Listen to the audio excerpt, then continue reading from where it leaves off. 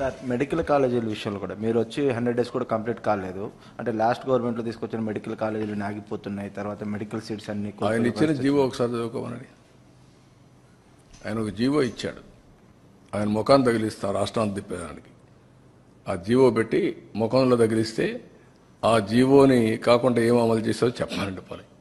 నేను స్ట్రైట్ కోసం అంటే ఆయన బాడీకి గట్టేసి తిప్పుతాం ఆ జీవోని. ఏ జీవో ఇచ్చాడో మీరే చదువుకోండి ఒకసారి పేపర్ వాళ్ళు. మీరు కూడా చదివితే మీకు కూడా ఒక ఐడియా వస్తుంది. అప్పుడు నేను చెప్తాను. ఇలాంటి నేరస్తులకి నేను చెప్పేది ఏంటంటే, బాబాయిని చంపి నారాసుర రక్త చరిత్ర పెట్టేసి తప్పించుకోవాలని ప్రయత్నం చేస్తే అన్నిటిని జరగవు. ఎన్ని తప్పుడు పనులన్నీ చేసి వేరే వాళ్ళ మీద దోసేయాలనుకుంటే జరగవు. ఆ రోజులు అయిపోయినాయి.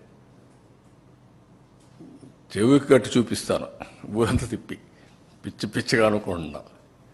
ఏం చేసేవన్నీ కూడా అంత ఈజీగా ఆలోచించద్దండి. నోటుకొచ్చేట్టు మాట్లాడడం. నిన్న ఏం చేశారో అది మర్చిపోయి ఈరోజు దాని మీద వాళ్ళు విమర్శించే పరిస్థితికి వచ్చారు.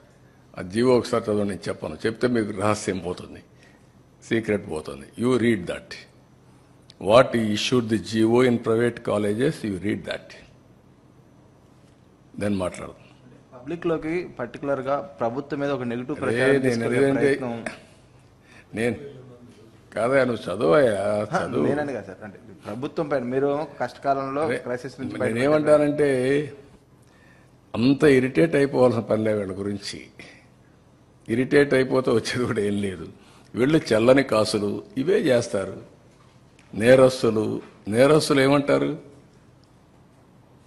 ఇదే చేస్తూ ఉంటారు. మీరు గుర్తుపెట్టుకోవాల్సింది, ప్రజాహితం కోసం కొంతమంది పనిచేస్తే ప్రజలకు ద్రోహం చేయడానికి కొంతమంది పనిచేస్తూ ఉంటారు. ఇప్పుడు కాదు, కలియుగంలో కాదు, త్రేతాయుగంలో కూడా చూసాం, ద్వాపరయుగంలో కూడా చూసాం. ఆ రోజు కూడా యజ్ఞాలు చేసేవాళ్ళు రాజులు, రాక్షసులు వచ్చి చెడగొట్టేవాళ్ళు. రాక్షసుల మీద పోరాడుతూ యజ్ఞాలు చేసే పరిస్థితి ఇప్పుడంతే. It is a continuous process. Will fight it out.